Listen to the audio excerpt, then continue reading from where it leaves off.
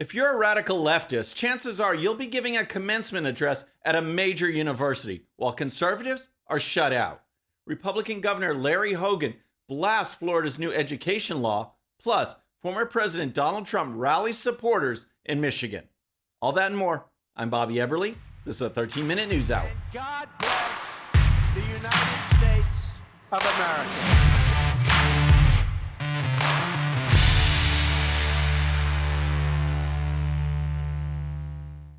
Okay, friends, welcome to the show. Happy Monday. I hope you had a great weekend. If you're new to the show, thank you so much for tuning in.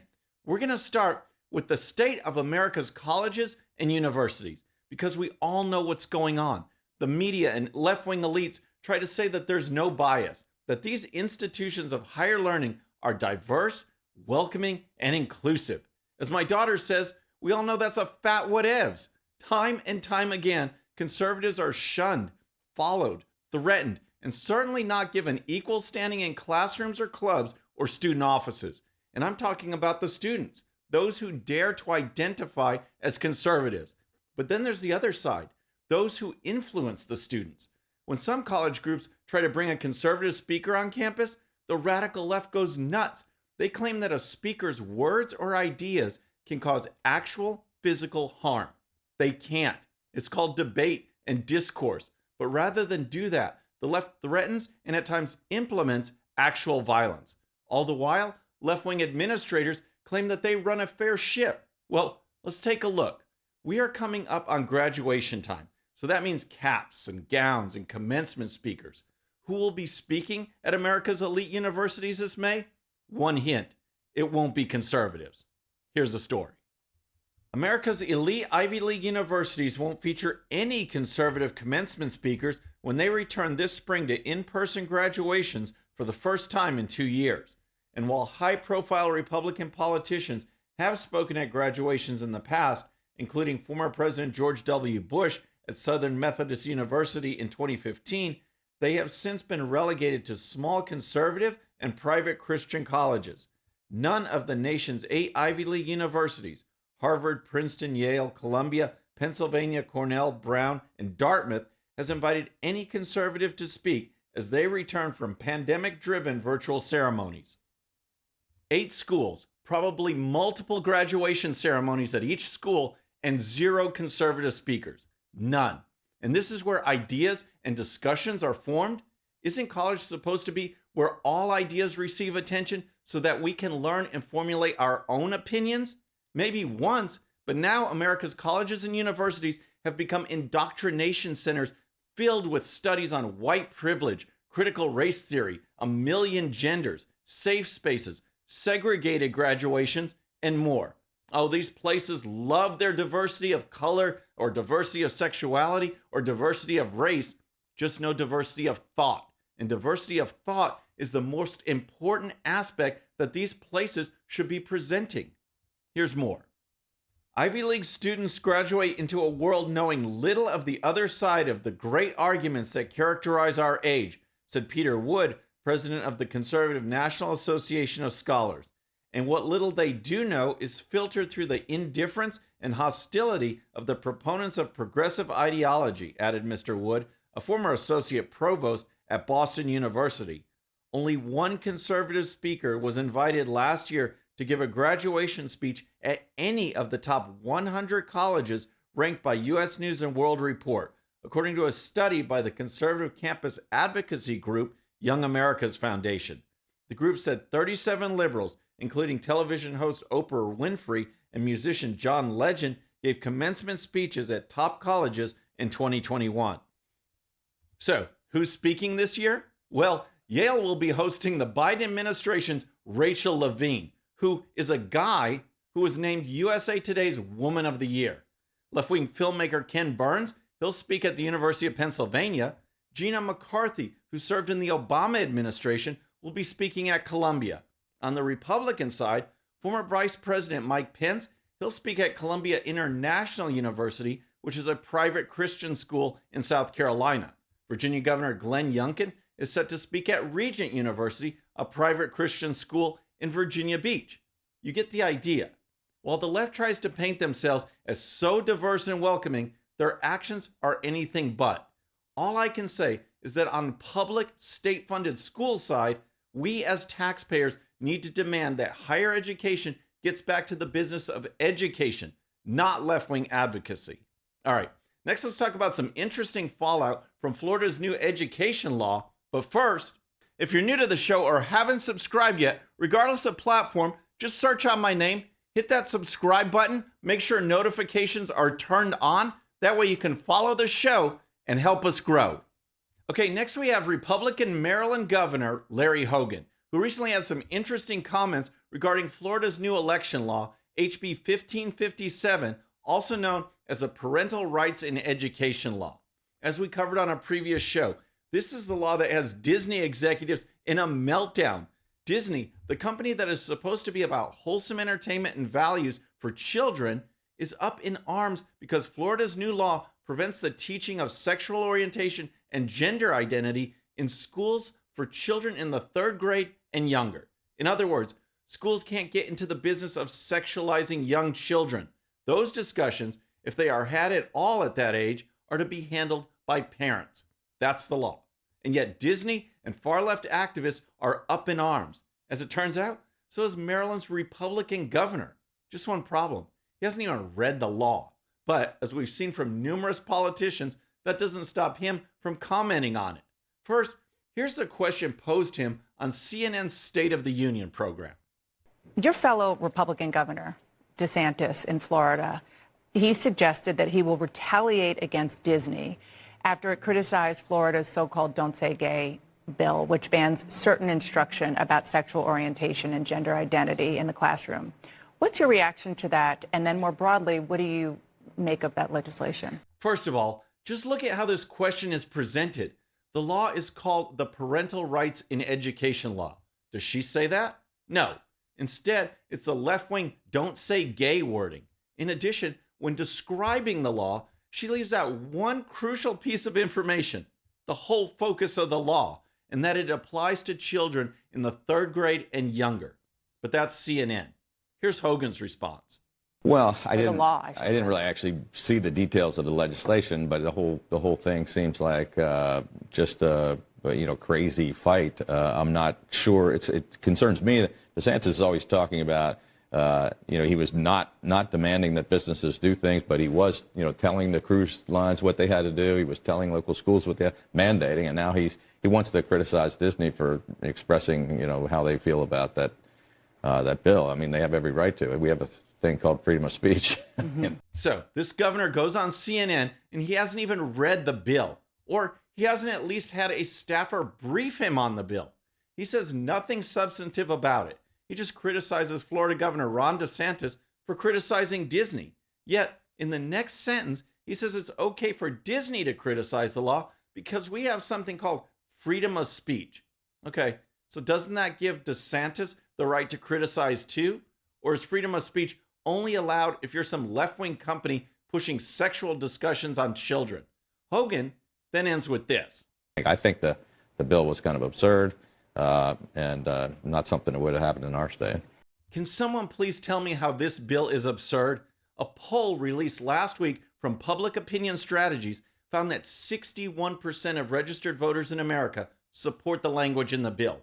This includes majorities of Republicans, independents, and Democrats. The only ones getting upset are left-wing members of the media and woke corporations like Disney, and apparently people like Larry Hogan. All right, next let's talk about former President Donald Trump after a word from our sponsor. I want to tell you about my friends over at World Fair. If you have a photo of your childhood home, your favorite travel spot, your hometown football stadium, whatever it is, World Fair takes that photo and turns it into a hand-drawn work of art. These sketches make great gifts, moving announcement cards, invitations, and more. So many possibilities that World Fair can do for you. And all you need is a photo. Just use the link in the description and use coupon code Bobby13 for 10% off your next purchase. Next, former President Trump was in Washington Township, Michigan this past weekend to rally supporters and call out the failed policies of Joe Biden and the Democrats. It's truly disheartening to see how much damage can be done by the Biden administration and its allies in Congress and the media in such a short period of time. Issue after issue, Biden has failed, and he has lost the American people in the process. It's just not the policies. In Biden, we have someone who projects weakness, indecisiveness, and incoherence, and yet the media still cover for him. Here's Trump on Biden's non-stop gaffes and misstatements. Then he says, this is a beautiful Sunday afternoon to be with. No, this is Saturday. If I ever made a mistake like that, they'd say he should get out of office immediately. But Biden used to make it all the time. He still does, actually. They corrupt. How about he makes a press conference and they always have like 4 corrections? No, he didn't mean that. He didn't mean what he said. He didn't mean any of it. Actually, it's very insulting, though. You know, you're the president, and all these people that half of them didn't have a job a year and a half ago, and they're correcting everything he says. Actually, they'd be better off if they just left it. It would probably be better off. Trump does have a point. The Biden staffers and advisors could save themselves a lot of headaches by just stopping with the corrections. It hasn't taken the American people long to figure out that Biden doesn't know what he's saying, and he doesn't know what he's doing. They have tuned out. They are ready for new leadership in Congress and new leadership in the White House. Now, during the rally, Trump also railed against the rising energy costs being felt by Americans across the country. We have liquid gold under our own feet, and we're dealing with Venezuela, a far cry from the Trump administration where we were energy independent for the first time in the history of our country. That was a year and a half ago. Seems like a long time ago, but we were energy independent. We were selling oil to other countries. We were making an absolute fortune. And you remember when, not so long ago, a year and a half ago, $1.87 a gallon. Remember that? Now, the national average is well above $4 per gallon, with many areas around the country seeing $5 per gallon. But hey, Joe Biden says, let them buy electric cars so they can all save on a little bit of gas. It's just ridiculous. And then there was my favorite portion of Trump's speech when he talked about the issues and problems and threats facing the country, but noted correctly that the main focus of our conservative efforts has to be on what's going on within our country against the forces trying to tear America apart. Together we're standing up against some of the most sinister forces, entrenched interests, and vicious opponents our people have ever seen or our country has ever seen. Despite all you're hearing and seeing of China and Russia and Iran and others, our biggest danger is not from outside coming in. Our biggest danger is from the sick and radical politicians that are knowingly or unknowingly wanting to destroy our country. Think about it. Open borders, lockdowns and mask mandates, forced vaccinations, leaving Americans behind, ending our energy independence, critical race theory, defund the police. Democrats have given us rising crime, traumatized children, and a crisis of epic proportions at our southern border. That's what we're up against. All right. Next, let's talk about Joe Biden and yet another fresh incident of him not knowing what's going on. Early Sunday, 6 people were killed by multiple shooters in Sacramento. Here's some of the details. Police noted there were multiple gunmen involved in the shooting, and the incident was preceded by a fight. CNN quoted Sacramento Police Chief Kathy Lester saying, "We know that a large fight took place just prior to the shootings, and we have confirmed that there are multiple shooters." KCRA points out that police recovered a stolen gun at the scene of the shooting. Because of this incident, Biden used it as an opportunity to speak out and offer some so-called solutions to the problem. Joe Biden: ban ghost guns, require background checks for all gun sales, ban assault weapons and high-capacity magazines, repeal gun manufacturers' immunity from liability, pass my budget proposal, which would give cities more of the funding they need to fund the police and fund the crime prevention and intervention strategies that can make our cities safer.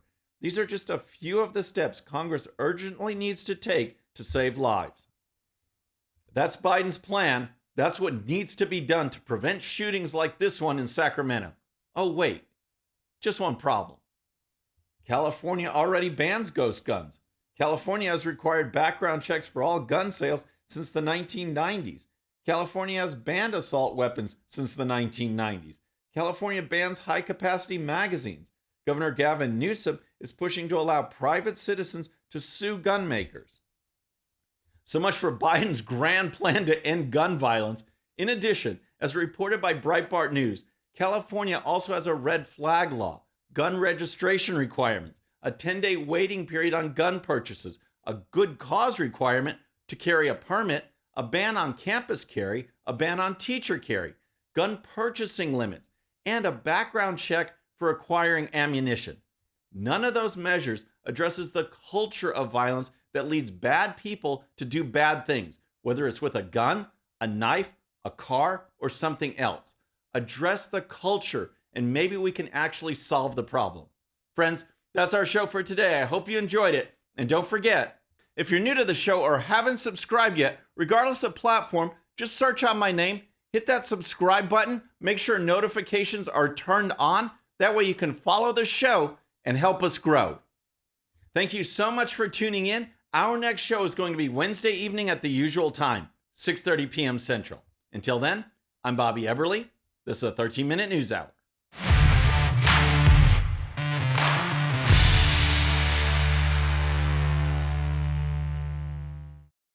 All right, friends, thanks again for tuning in. I really appreciate it. And before you go, please hit that subscribe button above. Once you do, tell your friends, share it, spread the word about the 13-minute news hour so we can keep growing. And for more great content, check out these videos right here, and I'll see you next time.